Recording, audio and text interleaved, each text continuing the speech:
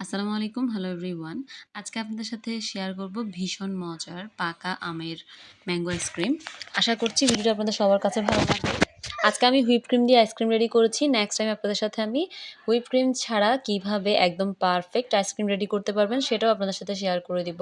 Ice cream কিন্তু ৪ থেকে ৫ ভাবে রেডি করা যায়। আপনাদের বাসায় যেটা অ্যাভেলেবেল থাকে আপনারা সেভাবেও করে নিতে পারবেন। কিন্তু আজ আমি আপনাদেরকে দেখাবো হুইপড ক্রিম, দুধ এবং আম দিয়ে শুধুমাত্র কয়েকটি উপকরণে কিভাবে আপনারা ম্যাঙ্গো আইসক্রিমটা তৈরি করে নেবেন। আপনারা যারা প্রথমবারের মতো আমার চ্যানেলটি দেখছেন, আপনারা প্লিজ আমার চ্যানেলটি সাবস্ক্রাইব করবেন এবং পাশে থাকা বেল আইকনে ক্লিক করে দিবেন, যাতে আমি কোনো ভিডিও আপলোড করলেই সবার প্রথমে নোটিফিকেশন পেয়ে যান। এখানে আমি ঠান্ডা ঠান্ডা হুইপ ক্রিম নিয়ে নিয়েছি, প্রায় হাফ কাপের মতো হবে। হাফ কাপ ম্যাঙ্গো পিউরি নিয়েছি, 1/4 কাপ চিনি নিয়েছি, ম্যাঙ্গো ইমালশন নিয়েছি এবং কিছুটা আম আমি এখানে ছোটো ছোটো কুচি করে নিয়েছি।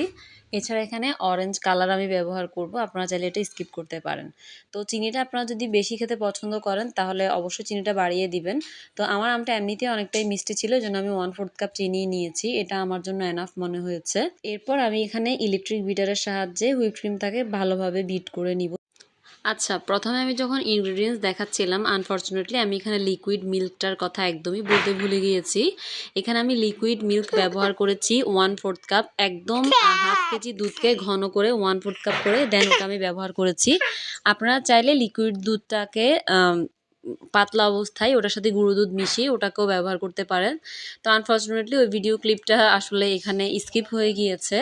দুধ মেশানোর পরে দেখেন এটার লিকুইড মিশ্রণটা এটা একটু লিকুইডই টাইপের হয়ে গিয়েছে।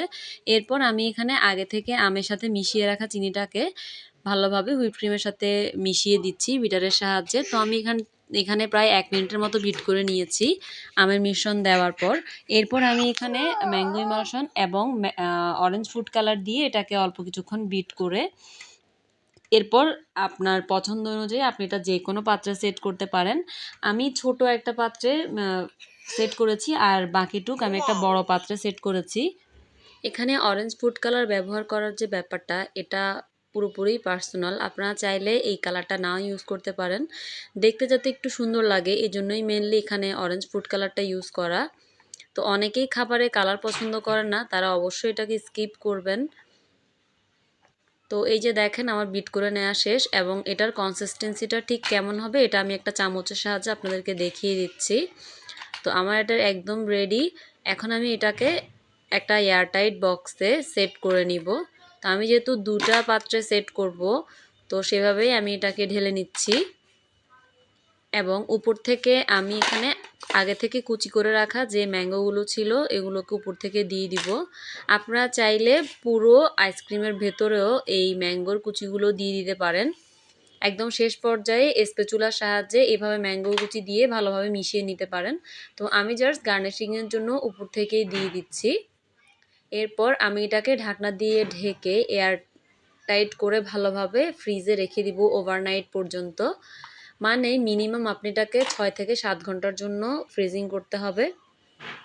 দেখেন মাশাআল্লাহ আমি এটাকে ফ্রিজ থেকে বের করে নিয়েছি আর এটা মাশাআল্লাহ খুব পারফেক্টলি সেট হয়ে গিয়েছে, দেখতে পাচ্ছেন। তো আমি এখন এটাকে সেট করে নিব।